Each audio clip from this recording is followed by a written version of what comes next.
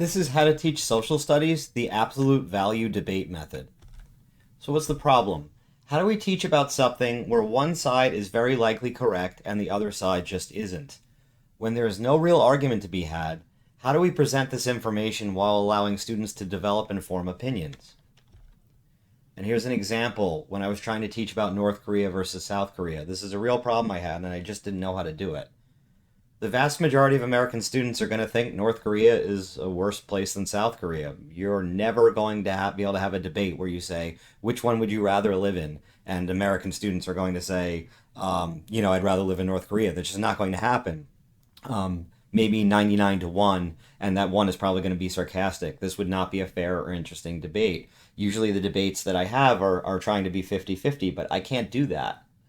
So how can I get the students to absorb information about these two places while also promoting student-centered debate and critical thinking skills?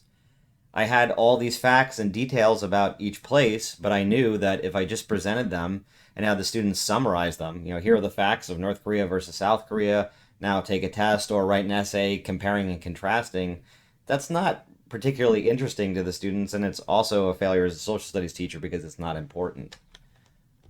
So here's the absolute value debate method. You're going to split the students up into groups of 3 or more. One person, or at least one person, is assigned the good side, at least one person is assigned the bad side, and at least one person is a judge. Then you're going to explain. Imagine a number line where 0 is boring or just nothing.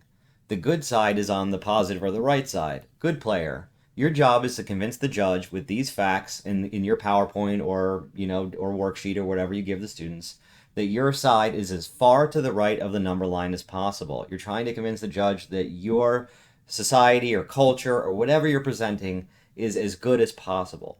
Then you're going to explain to the bad player, and this is a little counterintuitive to them, so this is a little bit harder to explain. Bad player, there's no way you could ever argue that your side is better than the good player. It's just not.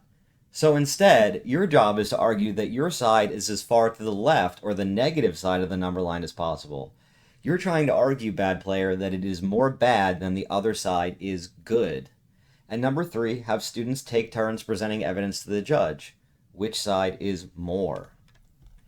The big benefit of this model is the students will have a blast hyping up how good or bad the things they are presenting are. In particular, teenagers are often well equipped and well experienced to tear down or make fun of things, so the bad player can enjoy demonstrating how awful, ridiculous, or absurd their side is.